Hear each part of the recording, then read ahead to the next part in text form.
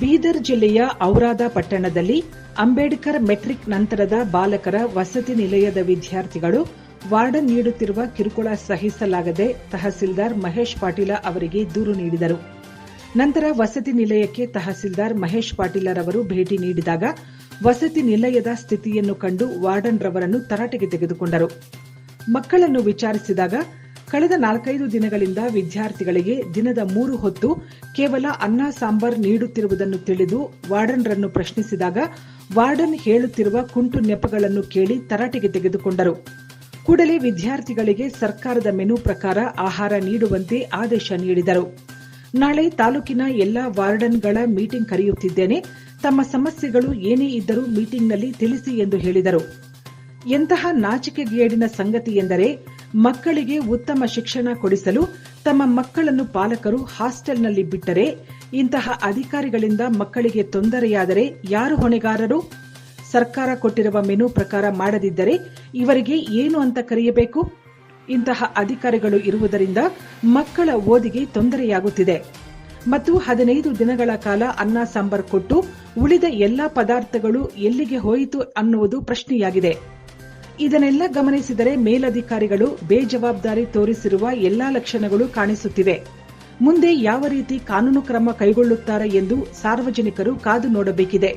ಏನ್ ಸಮಸ್ಯೆ ಅದ ಸರ್? ಊಟ ಚಲೋ ಇಲ್ಲ ರೀ. ಇಲ್ಲಿ 3 ಟೈಮ್ ಖಾಲಿ ಖಿಚಡಿನೇ ರೀ. ತರಕಾರಿ ಇಲ್ಲ ಏನಿಲ್ಲ ಸರ್. ಮತ್ತೆ ಅದು ಎಲ್ಲ ಬಾತ್ರೂಮ್ ಕ್ಲೀನ್ ಏನ್ ಬಿ ಇರಲ್ರಿ. ಪೂರಾ ಸಮಸ್ಯೆ ರೀ. ಪೂರಾ ಎಷ್ಟು ದಿವಸ ಆಯ್ತು ಸರ್? 2 ತಿಂಗಳು ಐತ್ರಿ. 2 ತಿಂಗಳು ಐತಿ. ತರಕಾರಿ ರೀ ಏನ್ ಬಿ ಇಲ್ಲ ಸರ್. 3 ಟೈಮ್ ಒಂದೇ ಖಿಚಡಿ ಸರ್. ಅದ್ರೊಳಗೆ ಖಾಲಿ ತರಕಾರಿ ಇಲ್ಲ ಏನಿಲ್ಲ, ಖಾಲಿ ಉಪ್ಪು ಖಾರ ಅಷ್ಟೇ. ಡೈಲಿ ಅದೇ ಕೂಡ ಅದೇ ಸರ್. ಈಗ ಎಷ್ಟು ದಿವಸ ಆಯ್ತು ನೀವು ಬಂದು ಹಾಸ್ಟೆಲ್? ಸರ್ ಈಗ ಖಾಲಿ 2 ದಿನ ಐತ್ರಿ ನಮ್ ಬಂದ್ರಿ. 3 ತಿಂಗಳು ಐತ್ರಿ ಚಾಲೋದ್ರಿ ಸರ್ ಹಾಸ್ಟೆಲ್ ರೀ. ವಾರ್ಡನ್ ಫೋನ್ ಹೋದ್ರ ಫೋನ್ ಸ್ವಿಚ್ ಆಫ್ ಮಾಡತ್ತಾರ್ರಿ. ಮತ್ತ ಅವ್ರ ತಾಲೂಕು ಸರ್ ಕೇಳ್ರಿ ಅಂತಾರ್ರಿ ಸರ್. ಅವ್ರಿ ತಾಲೂಕು ಸರಿ ಕೇಳಿದ್ರು ನೀವು ವಾರ್ಡನ್ ಕೇಳ್ರಿ ಅಂತ ಅಂತಾರ್ರಿ ಅವ್ರಿ. ಸರ್ ಮತ್ತ ವಾರ್ಡನ್ ಯಾರ ಕೇಳಿದ್ರಿ ಸರ್, ನೀವು ಯಾರು ಮಾಡದ ಮಾಡ್ಕೊರಿ ಅಂತಂತಾರ್ರಿ. ಮತ್ ನಮಗೆ ಅಂತಾರ್ರಿ. ಮತ್ತ ಅವ್ರು ಹಿಂದಿನ ನಾನೇ ಕೇಸ್ ಮಾಡ್ತಾನೆ ನಿಮಗೆ ಅಂತಾರ್ರಿ. मेरा भाई एडवोकेट है हाई कोर्ट में, ऐसा बोलते सर. वार्डन हाई कोर्ट में जज एडवोकेट है, धमकी डालता सर हमको. और वो यहाँ पे काजू बादाम सब वार्डन ही खाता सर. पहली बात तो ये है. हाँ सर, ऐसा कुछ भी हमारे को सरकारी तो वार्डन ही काजू बादाम खाता सर. और उधर अंदर डालने नहीं देता. एडी सर को फोन लगाया तो AD sir phone switch off कर लेता. वार्डन स्विच ऑफ कर लेता. हम बोलना तो किसी सर हमारे प्रॉब्लम. हमारे गाँव में ऐसे 40 किलोमीटर दूर है सर. आपका नाम? मेरा नाम विठल पवार है सर. तुम्हारा नाम? सागर पवार. सागर पवार. ಕೊನೆ ಕ್ವೆಶ್ಚನ್ ಕೇಳಬೇಕಾ? ನಾನು ಇಲ್ಲ, ನೀವು ಹೇಳಿ. ಈಗ ಏನೇನು ಸಮಸ್ಯೆ ಇತ್ತು, ಏನು ಕಂಡು ಬಂತು ನಿಮ್ಗೆ? ಅದೇ ಇವ್ರ ಸಂಘಟನೆಯವರು ಮಕ್ಕಳು ಇಲ್ಲಿ ಪ್ರಾಬ್ಲಮ್ ಇದೆ ಅಂತ ಇವತ್ತು ಬಂದೆ. ರಾಷ್ಟ್ರೀಯ ಅಹಿಂದ ಸಂಘಟನೆ ಲಕ್ಷ್ಮಣ್ ದೇವ್ ಕಟ್ಟೆಮಟ್ಟಿ ಕಾಲ್ ಮಾಡಿದ್ರು.